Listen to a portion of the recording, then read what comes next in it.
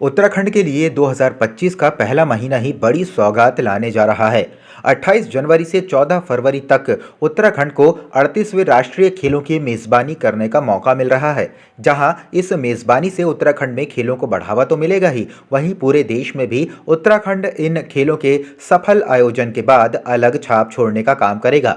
Maharana Pratap sports college में राष्ट्रीय खेलों के लिए शुभारंभ समारोह का आयोजन भी किया गया।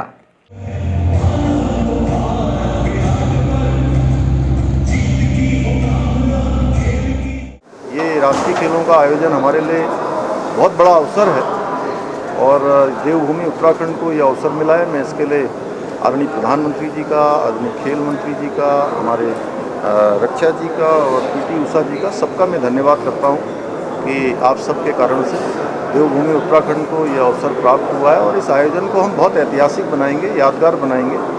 सारी जो हमारी अवस्थापना का स्ट्रक्चर है वो सारी हमने तैयार कर ली है और हम बिल्कुल पूरी तरह से तैयार हैं।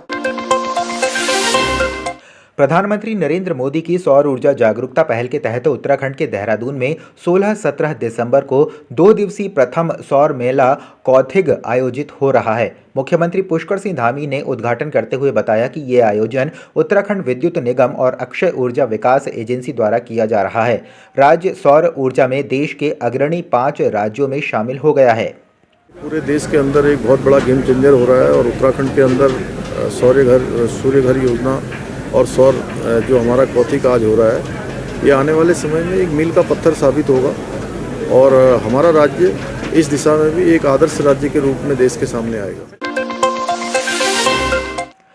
कुमाऊं विश्वविद्यालय का जहां डीएसबी कॉलेज परिसर में दीक्षांत समारोह चल रहा है, वहीं छात्र संघ चुनाव समय से न होने से रुष्ट छात्र नेताओं ने उच्च शिक्षा मंत्री धन सिंह रावत के खिलाफ जमकर नारेबाजी कर वापस जाओ गो बैक के नारे लगाए।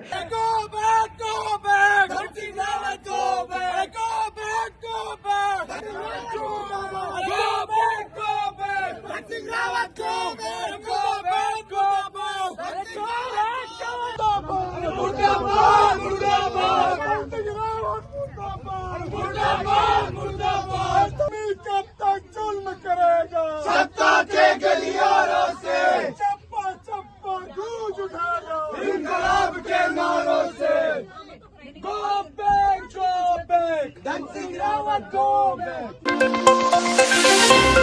उत्तराखंड में निकाय चुनाव की तैयारियां शुरू हो गई हैं। ओबीसी आरक्षण के अध्यादेश को मंजूरी मिलने के बाद आरक्षण की नियमावली तय कर दी गई है। शहरी विकास विभाग ने अधिसूचना जारी कर नगर निकायों में अध्यक्ष पद पर आरक्षण की स्थिति स्पष्ट की है। अंतिम सूची जारी होने से पहले 1 हफ्ते का आपत्ति का समय दिया गया है। भाजपा विधायक मुन्ना सिंह चौहान ने विकास नगर को अनुसूचित जनजाति के लिए आरक्षित करने पर सहमति जताई है।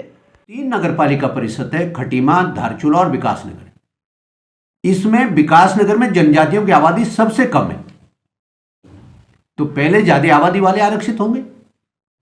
खटीमा और धारचूला को उसको अनारक्षित दर्शाया गया और विकास नगर को आरक्षित कर दिया गया। तो ये मुझे लगता है कि बड़ी चूक है। जो नियत प्रक्रिया है उसमें जो नियत प्राधिकारी है आपत्तियां सुनने के लिए, वो निदेशक नगर विकास है। इस सूचना के प्रकाशन के 7 दिन का समय उसके अंदर दिया गया आपत्ति दाखिल करने के लिए। पहले हम नियत प्राधिकारी निदेशक का नगर विकास के यहाँ इसके ऊपर अपनी आपत्तियां दाखिल करेंगे कि विकास नगर अनारक्षित होना चाहिए।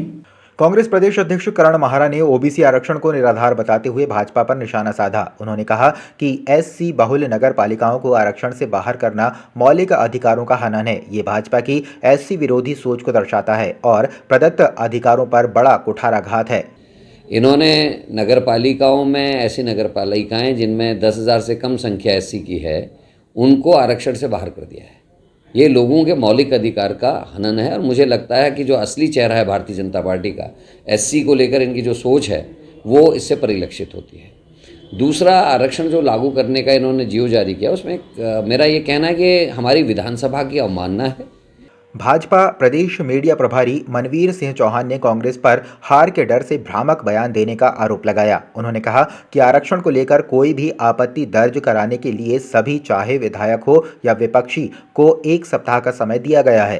चुनाव के लिए सरकार आरक्षण चार्ट जारी किया गया है, वो विधि सम्मत है। जो एक्ट के तहत है वही जारी किया गया है और किस वर्ग का कितना पूर्व से निर्धारित जो आरक्षण होता है उसी के तहत उससे बढ़कर ही दिया गया है, कम नहीं किया गया है। लेकिन कांग्रेस जो पहले चुनाव को लेकर के रोती रहती कि चुनाव, प्रदेश सरकार चुनाव नहीं करा रही है, आज उनको चुनाव से डर लगने लगा है, क्योंकि पूरे प्रदेश भर में भारतीय जनता पार्टी निकाय चुनाव अपना प्रचंड लहराने वाली है, इसलिए वो अब चुनाव से भागने लगी है, इसलिए इस तरह के बहाने वो बना रही है।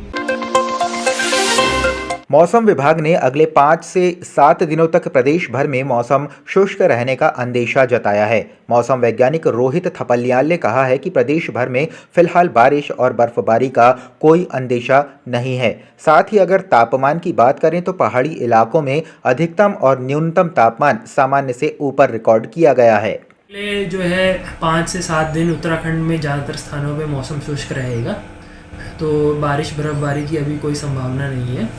और तापमान की बात करें तो अभी जो प्लेन्स हैं उत्तराखंड के, वहाँ पर जो अधिकतम न्यूनतम तापमान सामान्य के आसपास चल रहे हैं, और लेकिन जो हमारे पर्वतीय क्षेत्र हैं वहाँ पर जो है तापमान वो सामान्य से ऊपर चल रहे हैं, अबव नॉर्मल चल रहे हैं मिनिमम टेम्परेचर और मैक्सिमम टेम्परेचर।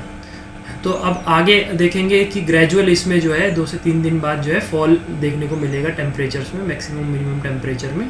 तो उसके चलते जो देखेंगे खासकर हिल्स में जो है टेम्परेचर्स जो है 3 से 4 डिग्री तक और फॉल होने की संभावना है, उसके कारण थोड़ी ठंड बढ़ सकती है।